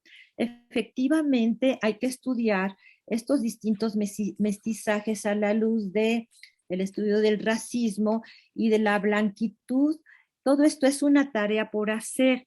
En todas las clases sociales, por ejemplo, parece haber cierto acuerdo que tiende a enaltecer cierto tipo de personas según sus características somáticas, como sería el color de la piel, la forma del cráneo, el tipo de cabello, y colocarlas por encima de otras. En México serían los blancos por encima de los mestizos y los mestizos blancos por encima de los mestizos morenos. De esta forma, yo creo que cuando se habla de los whitexicans, pues se habla de este tipo de aspiraciones, de lo que sería, a mí me gusta mucho un trabajo de Amaru Villanueva, que se refiere a una clase media imaginada, o sea, porque la clase media no puede definirse tanto en términos económicos, pero sí en términos ideológicos, en donde se articula una aspiración a acceder a cierto modo de vida con lo que es el fenotipo y lo que es la manera en cómo nos vamos a distinguir de los otros. Navarrete, por ejemplo, habla de una visión que ha sido muy difundida y reivindicada por las élites a través de los medios de comunicación y de las industrias culturales, en donde la población mayoritaria, si bien se define como mestiza, es muy frecuente que se busquen relaciones de matrimonio y parentesco para mejorar la raza. Esto significa que hay ciertas aspiraciones al blanqueamiento social y al interés por subir en la escala social a través del mestizaje blanco.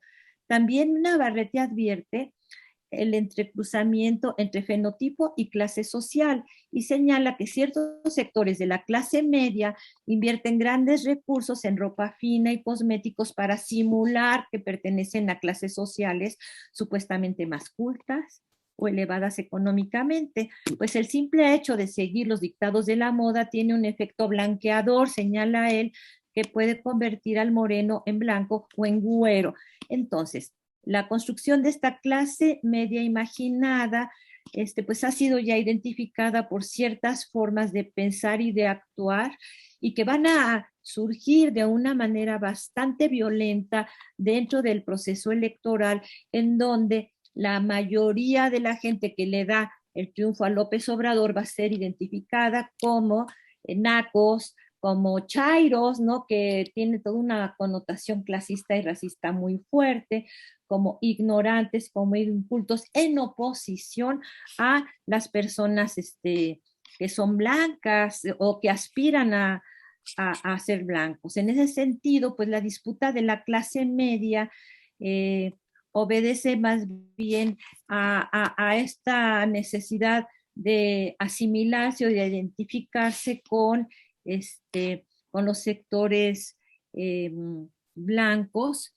De ahí, o sea, me llamaba mucho la atención, claro, podemos seguir hablando más al respecto, que el candidato, por ejemplo, de Acción Nacional, además de blanco, pronunciaba algunos de sus discursos políticos en francés o en inglés, un poco para contrastar con López Obrador, que dicen que, bueno, es monolingüe en español, es decir, volverlo a exhibir como una persona ignorante. Entonces, por ahí hay toda una estructura de significados que pienso que tenemos que analizar y que tenemos que trabajar ya en el ámbito de la microsociología, como estos marcos de referencia que se presentan a nivel macro inciden en la vida cotidiana, por ejemplo, a la hora de ir a conseguir empleo, o cuando vas a una tienda, o cuando vas a un espacio público. Esto incide en la experiencia cotidiana y pienso que esto no ha sido trabajado, como tampoco la manera en que los diferentes sectores sociales buscan ese blanqueamiento.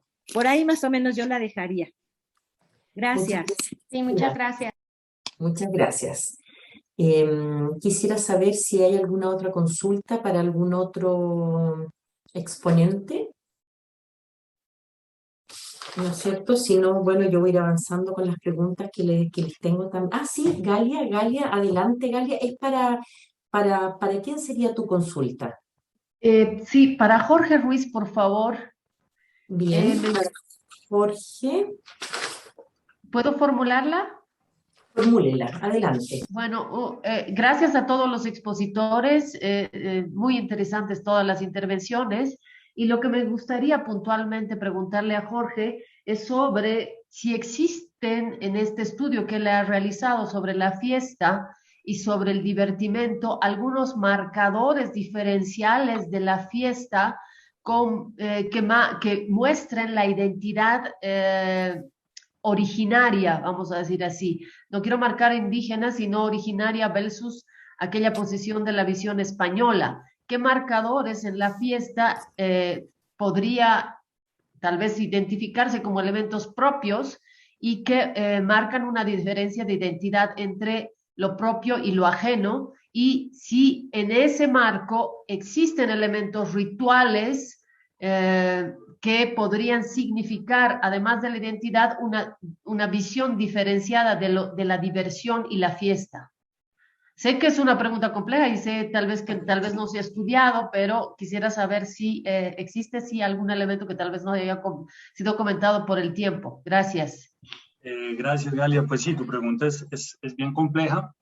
Como te decía, este trabajo se deriva de otro más amplio, digamos, entonces tiene esa suerte de limitaciones, pero podría comentar sobre tu pregunta lo siguiente, en relación a lo propio y a lo ajeno. Digamos, en la exposición trataba de mostrar cómo las diversiones desde lo propio trataban de articularse a la idea de mestizaje, que eran las fiestas de las regiones, digamos, donde predominaba el mestizaje y donde predominaba la tierra, digamos, la tierra alta, la tierra fría, estas geografías que se representaban desde ese tipo de clima. Entonces, esas fueron las que se intentaron representar desde lo propio, desde la idea nacional, en esa construcción, digamos, de lo homogéneo. Ahí hay un elemento, yo hablaba del bambuco como un baile, que va a ser no solo un elemento, digamos, de representaciones en el siglo XIX, sino que va a tener una continuidad durante el siglo XX, incluso hasta mediados del siglo XX, y que va a entrar, digamos, a mediados del siglo XX va a entrar también en una crisis, digamos, esa representación de lo nacional, que en el siglo XIX es un poco ambivalente, como les mostraba, sí, es lo nacional, es lo propio, pero todavía está alejado de las élites de la civilización. En el siglo XX, la década del 20 y el 30, el bambuco ya empieza a ser, digamos, construido de una manera mucho más eficiente, por llamarlo así, en términos de lo nacional. Y empieza a ser construido así en la medida en que aparece la industria, la protoindustria discográfica, y empiezan a difuminarse un poco más, digamos, ese mercado del disco y ese mercado del espectáculo en torno al bambuco. Entonces hay un movimiento muy fuerte en la década del 20 y sobre todo del 30 con los gobiernos liberales en Colombia que tratan de incorporar y de unificar el bambuco, porque el bambuco es diverso, o sea, no es cada región, digamos, hay bambuco afro, hay bambuco andino, se unifica en la década del 30 bajo una sola métrica, por llamarlo así. Hay estudios desde la musicología que muestran cómo se va realizando esta especie de refinamiento del bambuco y cómo a partir de las políticas culturales liberales se empieza a colocar en la difusión, a través de la radio, se empieza a colocar como esa representación de lo propio ya en el siglo XX. Y con relación a esas otras, digamos, en este caso músicas, que eran las músicas negras que fueron ocultadas durante el siglo XIX, a mediados del siglo XX, ahí empieza a haber una disputa, digamos, este bambuco empieza a entrar en crisis porque se empieza a incorporar otros ritmos que son de herencia africana. La cumbia colombiana empieza a disputar el lugar de hegemonía del bambuco, por ejemplo, y empieza también, por supuesto, un proceso de refinamiento, de blanqueamiento para ser incorporado en los centros de poder. Entonces, eso era lo que podría decirte con relación a esa construcción de lo propio, sobre todo, respecto a tu pregunta. Muchas gracias, Jorge, Gracias. por la respuesta. ¿Habrá alguna otra pregunta? Si no, yo puedo ir formulando algunas preguntas a los ponentes también, mientras que se les va ocurriendo, o a quienes expusieron también tienen derecho a contrapreguntar, ¿no? A los otros ponentes. Bueno, en el caso de Cristina, hacer un comentario, me recordó mucho tu trabajo, las lecturas de la escuela básicamente de Chicago, ¿no es cierto?, cuando hablan de la población WASP, ¿no? WASP en Estados Unidos, los white, o sea, en el fondo, ¿quiénes eran ethnic, ¿no? ¿Quiénes eran etnicizados? De acuerdo a los estudios de la escuela de Chicago, todos los que no eran WASP. Y los WASP son los White American Saxon Protestant, ¿no? Entonces me llama mucho la atención cómo, y los mismos mexicanos en Estados Unidos son no WASP, ¿no? Entonces me llama mucho la atención cómo se sigue reproduciendo estos estereotipos y estas formas de discriminación y de dominación en nuestras sociedades y me recordó un trabajo que hicimos con Manuel Antonio Baeza hace mucho tiempo, hace como 10 años, donde analizábamos el tema de la xenofilia y de la xenofobia, ¿no? Entonces tu trabajo me hace pensar que tal vez si somos capaces de trabajar el mestizaje, porque finalmente tú dices, no hemos reflexionado el mestizaje. Yo lo decía el día lunes en mi presentación, no hemos reflexionado acerca de los imaginarios de la nación tampoco, ¿no? De esta clase media imaginada que quiere ser más WASP, ¿no? O que quiere ser más whitexicans que étnicos. Entonces, pienso que verlo en términos de xenofilia y de xenofobia puede ser un poco interesante también, ¿no? Es una vuelta que le podríamos dar. Eso te lo quiero dejar formulado, para que después cada uno lo comente. En el caso de Elena Herrera, Elena, ¿estás acá? Sí, Elena, le quería consultar si, nuevamente también en la misma línea, ¿no? De reflexión del grupo, si estas geografías racializadas movilizan, según tu opinión, algunos imaginarios políticos, ¿no? O sea, hay imaginarios políticos de estas geografías. Eso, principalmente.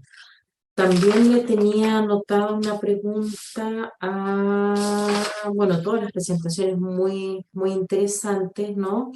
Bueno, a Jorge también, ¿no? Jorge, a propósito de lo que él habla de la idea de nación, cómo se configuraría a partir de procesos de inclusión y exclusión con esta élite pueblo, y como la homogenización y diferenciación, preguntarte, Jorge, de qué manera esta configuración está todavía presente hoy día, ¿no? Porque Colombia también se ha declarado, igual que Bolivia, ¿no? Como un estado, y como Ecuador, plurinacional, según entiendo. Entonces, bueno, ¿cómo se manifiesta esta situación hoy en día? Y en relación a la presentación de Alfredo Bagua, que ya viene por el otro lado, ¿no? No viene por el lado de la agencia, más bien, de la movilización, pero de todas maneras, cómo esta movilización es igualmente estigmatizada en estas representaciones mediáticas. Le quería preguntar principalmente también en el caso de Ecuador, si no hay cuando se declara el Estado multinacional, que ya es una constitución que desde acá, desde Chile, se está admirando, ¿no? Se está tratando de replicar, vamos por el mismo paso. Entonces quisiera saber de qué manera esto puede haber ayudado o está influyendo, está ayudando en este proceso o en la desestigmatización, por lo que tú comentas, al parecer no, ¿no? Entonces también es una reflexión acerca de que nos cuentes un poco. Bien, con esas preguntas, si no hay otras, le doy una ronda como de cada uno de cierre también si quisiera, o de contrapregunta a otro ponente. Gracias. Muchas gracias, Andrea. Pues un poco respondiendo y en diálogo con lo que acabas de plantear, creo que sí hay muchas tareas por realizar. Por lo menos desde la antropología, en el caso de México, la investigación y el debate se centró en el estudio de la dicotomía indígena-no indígena, indomestizo, y como que el mestizaje aparece como una pantalla de homogenización que de alguna manera, incluso en el medio académico, limitó o impidió analizar los diferentes tipos de mestizajes que se dan y cómo estos se van a articular con ciertas representaciones o imaginarios. Por ejemplo, esto de los whitexicans, que aparece como una respuesta, tú lo buscas en internet, entonces lo que hacen es cazar algunos pronunciamientos que se dan en Facebook, en Twitter, de personas que luego desde el anonimato o dando la cara, pues emiten una serie de discursos muy clasistas y muy racistas. Entonces, como para exhibirlos como escaparate, crearon ese hashtag que se llama cosas de whitexicans. Esa es una corriente aspiracional, o sea, mirar hacia Estados Unidos.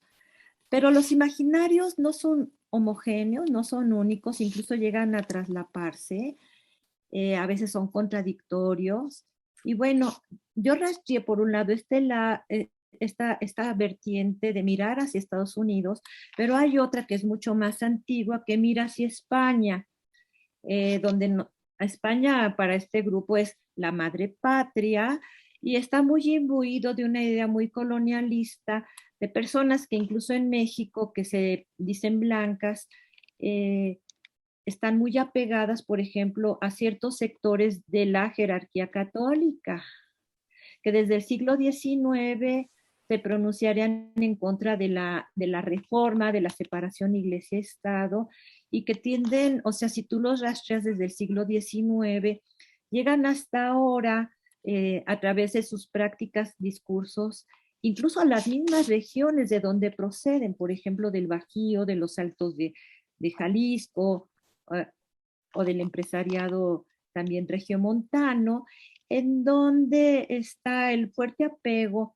hacia el clero católico. Bueno, a mí a través del WhatsApp me llega, no sé, estoy como afiliada a 2 WhatsApp, uno que es una zona de residentes de clase media y alta y otro que es un grupo de católicos. Entonces, o sea, muchas de las formas simbólicas que circularon ahora con motivo de los procesos electorales y que, ay, nos vamos a convertir en Venezuela y que qué miedo con el populismo y todos estos imaginarios que los ves también en Bolivia, que los ves en Perú, pues circulan a través de estos pequeños grupos que son como muy localizados y encapsulados, pero que además de reivindicar su hispanidad, actúan políticamente con el grupo de Vox, ¿no? Hace poco se dio a conocer que uno de estos grupos, conocido como el Yunque, salió ahora en Wikileaks una serie de documentos que muestra cómo a partir de México y de estos recursos que se manejan por parte de la extrema derecha mexicana, se financiaron campañas políticas en España, en particular esta relación con Vox.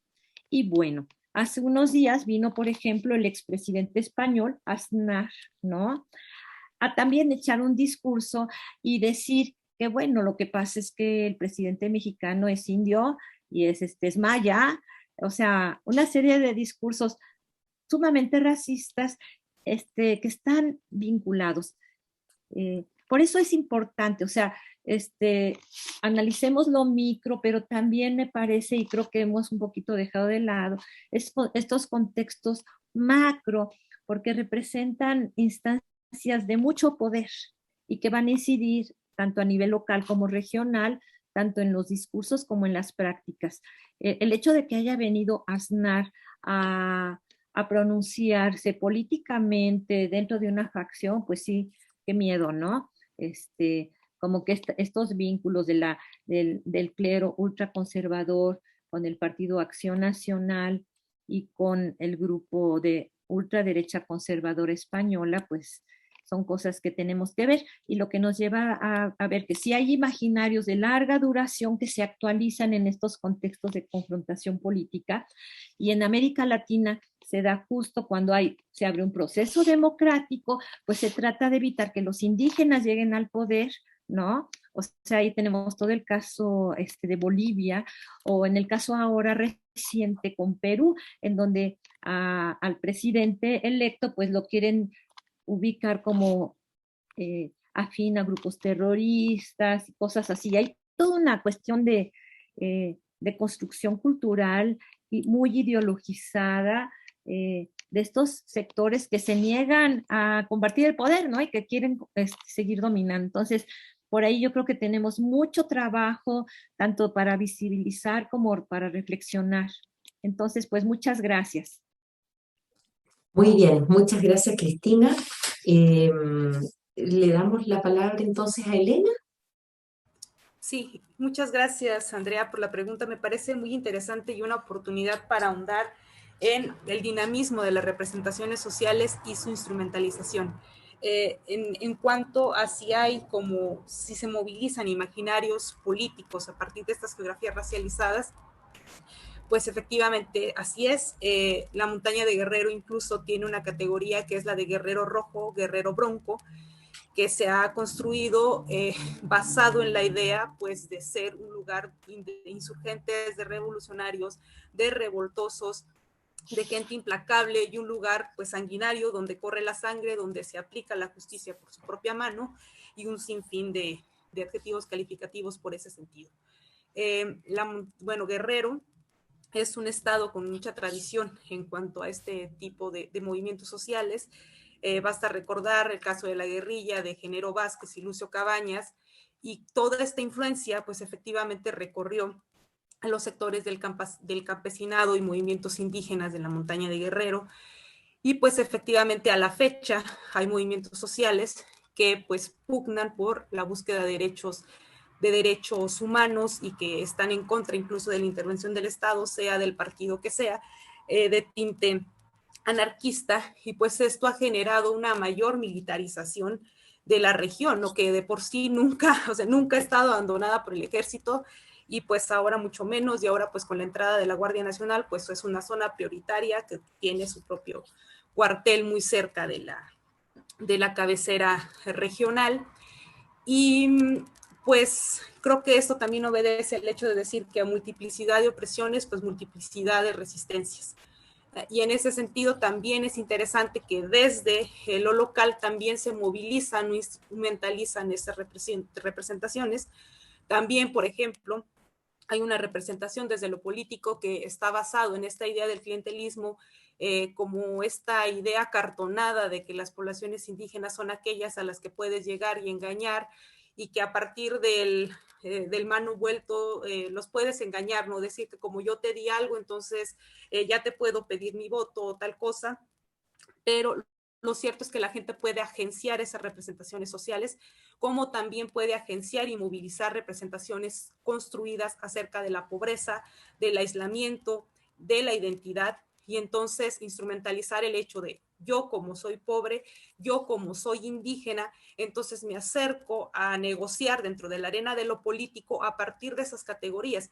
Y es extraño, interesante a la vez, porque asumes la subordinación y la desigualdad a partir de estos calificativos como pobre, indígena, ignorante, pero a la vez también estás negociando y estás consiguiendo algunas cosas que pueden no resolver las condiciones estructurales, pero sí posicionarte como un agente, ¿no? Como una persona participativa y activa dentro del escenario político, pues local y nacional también. Y espero con esto más o menos responder la pregunta. Qué interesante. Bueno, me recordó un poco Chiapas, ¿no? Me recuerda también lo que pasa con los mapuches en Chile, que es mediáticamente muy conocido, con la supermilitarización que hay de la Araucanía ahora, y cómo en periodo electoral, vinculándolo con lo que expone Cristina, cómo en periodo electoral se exacerba entonces la necesidad de ocupar militarmente, ¿no? Y de sacar a estos terroristas, pero también por otro lado cómo la población indígena, en este caso mapuche, con los Rapanui también pasa, hay esto que tú dices tan adecuadamente, ¿no?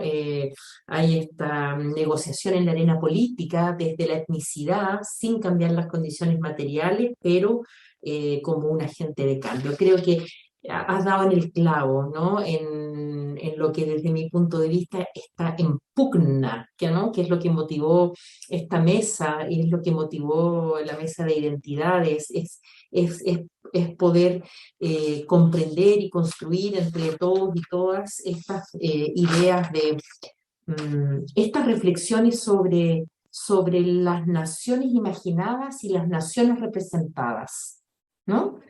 ¿No? Las naciones imaginadas y las naciones representadas en nuestros países que tienen procesos tan distintos y disímiles y donde grupos se suman al carro de unas representaciones y otros de unos imaginarios y cómo esto va generando una tensión cultural y política que creo que no ha sido suficientemente analizada, ¿no? Así que yo agradezco también tu reflexión porque contribuye a esto.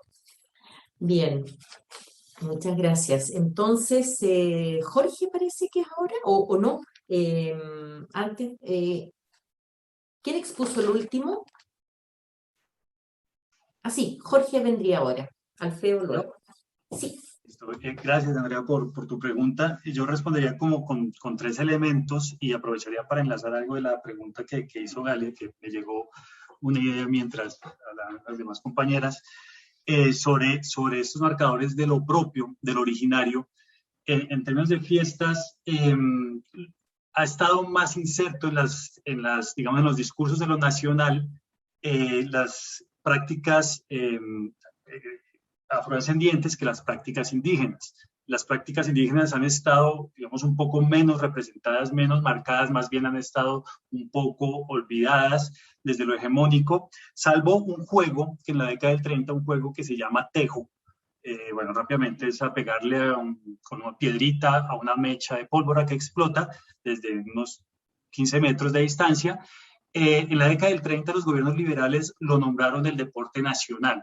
Era una práctica indígena, pero que en ese momento ya era una práctica, digamos, difundida, un juego popular, obrero incluso, pero es como un marcador que articula esto originario, puramente originario, con los discursos de lo nacional. Es el único ejemplo que tengo así claro de esa época. Y en cuestiones de música, hablaba yo del bambuco, como después llega la cumbia, digamos, con unos marcadores y con ese, digamos, homogenización y diferenciación, digamos, una cumbia que se inserta en las ciudades colombianas, en Medellín y en Bogotá, una cumbia blanqueada con instrumentos diferentes de los instrumentos originarios de nuestra costa caribe, con unas métricas diferentes para circular, digamos, en estos mercados discográficos. Ahí ese sería otro ejemplo de esta diferenciación y homogenización, el de lo regional y lo central, y de manera más contemporánea, en la década del 90 y el 80, 80, 90 y 2000 aparece el vallenato como la música nacional,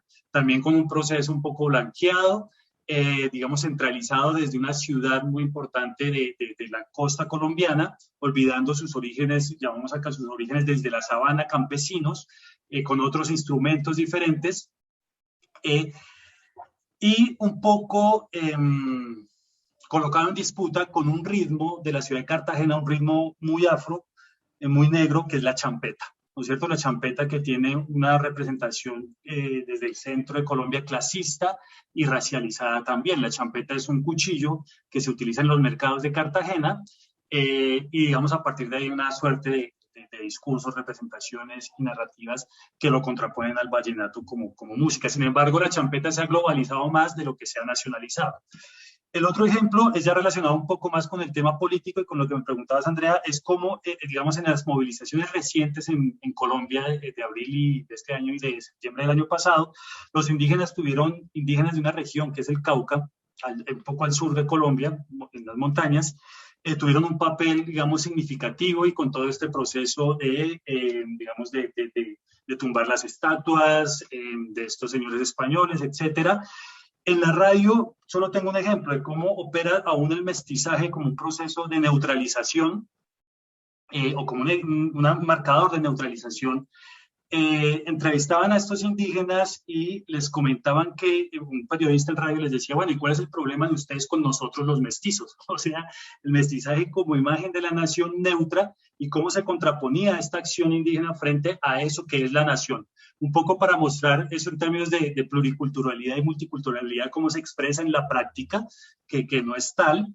¿No es cierto? Y les decían incluso que por qué no entraban en un debate civilizado, que por qué iban a tumbar las estatuas y por qué no entraban en un debate civilizado aún con esos marcadores. Y la diferencia entre la Constitución colombiana con la de Ecuador y Bolivia es que nosotros no somos, la Constitución no declara el Estado como plurinacional, sino que es multicultural, que es una diferencia profunda en cómo se concibe la nación. Nosotros no somos varias naciones, sino somos una nación pluricultural, multicultural más bien, ¿sí? Y ese es un elemento fundamental. ¿Por qué? Porque eso define también, en términos de diferenciación y homogeneización, las políticas culturales.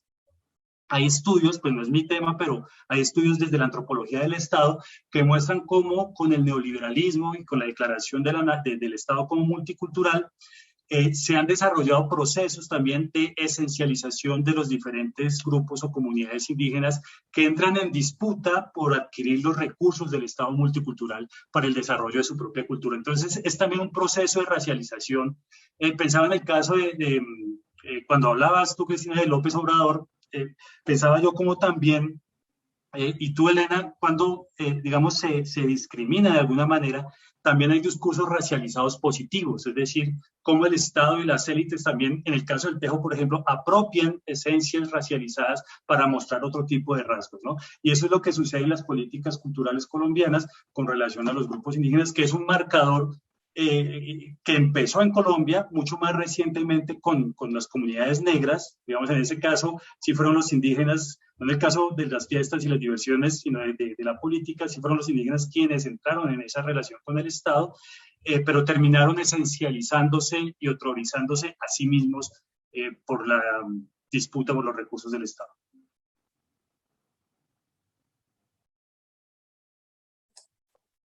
Muchas gracias, Jorge. Gracias por responder a tu consulta. A las consultas me da risa el tema del tejo, ¿no? El tejo como también es deporte nacional en Chile, ¿no? Acá se llama rayuela. Se llama rayuela, pero consiste en tirar un tejo, ¿no? Ahí se pone una línea con una cuerda ante una arena, y entonces a unos 15 metros, quien más lejos llega, como un salto largo, pero con el tejo, y el tejo es la pieza que se lanza. ¿Ah? Y luego también hay otra práctica que es tirarle el tejo a la rana. La rana. ¿No? Donde aparece una rana grande con la boca abierta, y uno se pone a tantos metros y tiene que encajarle el tejo en la boca a la rana. Entonces, mira, bueno. Yo quisiera retomar la propuesta posiblemente de este grupo de trabajo, posiblemente, y sin prometer nada, pues vamos a hacer alguna publicación. Hagámoslo ahora, pero nos queda una persona que se manifieste en su respuesta, que es Alfredo, si es que Ah. quiere. Y ya lo Bueno, retomamos. listo, cortito para seguir con lo que está en la agenda. Pues en cuanto a la construcción del Estado plurinacional, creo que es uno de los aspectos que uno requiere un poco más profundizar en el sentido de que la Constitución del Ecuador de 2008 recoge una palabra igual que en la Constitución de Bolivia, aparece la palabra sumas camaña y en el Ecuador aparece el sumas causa y que fue utilizado por el gobierno de Rafael Correa desde otra clave, desde otro lugar, es el buen vivir. Entonces, esta palabra fue el eje que incluso atravesó todo lo que es el Plan Nacional de Desarrollo, las políticas públicas, todo eso apareció, incluso también fue utilizado como un mecanismo para activar todos los procesos de minería, ampliar el mundo del extractivismo, o sea, el petróleo. Entonces, toda esa tensión que generó, y por eso es justamente el Estado plurinacional es uno de los elementos de la agenda del movimiento indígena que fue cooptado y como acaba de decir Jorge, ¿no? Tomado por el poder y aparece, ¿no? Como aquello nuevo, como aquello que se incorpora lo indígena al Estado, pero el Estado lo ubica dentro de sus márgenes, dentro de todo aquello que requiere, obviamente sin alterar, sin buscar lo que se busca, la vida en plenitud, que la vida se va reconstituyendo continuamente, sumas causa y apunta al opuesto de lo que apuntó y logró plasmar Correa con toda la noción del buen vivir, ¿no? Entonces, por un lado es eso, y por otro lado, el Estado plurinacional, a pesar de tener eh, varios derechos para los indígenas, lo que ocurrió fue una desestructuración en varios aspectos, una descorporativización, aparecieron nuevos movimientos indígenas auspiciados que apoyaban al correísmo y la CONAI era lo malo. Entonces, ese binarismo que dentro del Estado plurinacional, entonces esa sociedad intercultural que aparecía en los discursos, pero ya en la práctica, en el ejercicio del poder, en el campo político, en la arena política, lo que ocurría es la estigmatización, lo que ocurría es justamente construir el imaginario de que los indígenas son eso, ¿no? Son los terroristas, incluso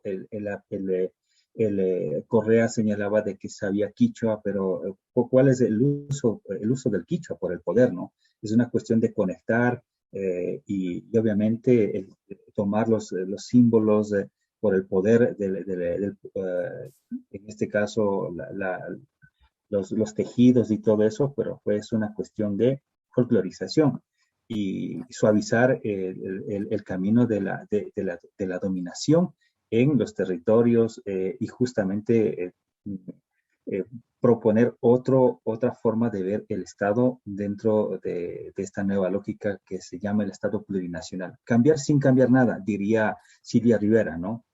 Cambiar sin cambiar nada. En resumidas cuentas, es lo que ha ocurrido en el Estado plurinacional. Ese Estado sigue vigente en el que ocurrió el levantamiento indígena popular de 2019.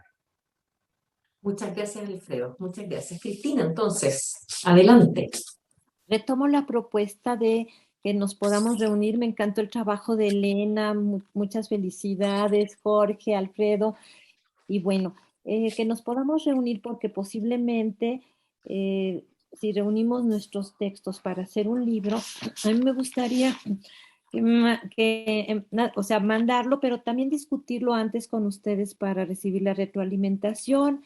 Entonces, si pudiéramos hacer una especie de coloquio por ahí de enero, febrero del próximo año y dedicarle todo el día para que podamos platicar todo más a fondo ya con los textos y que podamos ahora sí intercambiar ideas, propuestas, etcétera. Yo creo que mejoraría mucho la calidad de nuestros trabajos y vamos a hacer una publicación más, pues más en equipo, más platicada, ¿no? Entonces ahí lo dejo para que, pues, decirles que posiblemente, ¿verdad? A través de la RIR, vayamos a hacer un libro, pero pues ahora sí me gustaría que fuera más platicado entre nosotros, ¿no? Y tener más oportunidad de intercambiar. Gracias. Sí, me parece una muy buena idea, porque bueno, este grupo, el grupo de identidades, ya hicimos un libro, ¿no? Con las ponencias que se escribieron del workshop que se realizó en Colombia el año pasado. Entonces, la idea es poder también hacer el mismo proceso de selección para el libro nuevo. Incluso yo ya me he puesto, ya me he atrevido hasta a proponer un eje temático, ¿no? Que reúne un poco lo que hemos estado conversando estos días, pero claro, coincido con Cristina. Que sería mejor hacerlo de manera más participativa esta vez y no como la otra que solamente estuvimos a cargo Cristina, Josafat y yo, ¿no? Entonces, invitarlos a ese proceso, para lo cual efectivamente sería bueno poder hacer un coloquio, como tú señalas, en el marco de la misma RIF, entre quienes vayamos a escribir estos capítulos con estas ponencias. Pero si les parece, mañana podemos seguirle dando vuelta a este tema, ¿no? Mañana nos volvemos a reunir como mesa. Es en la última sesión, entiendo que la coordina Cristina, o me equivoqué en lo que escuché ahora.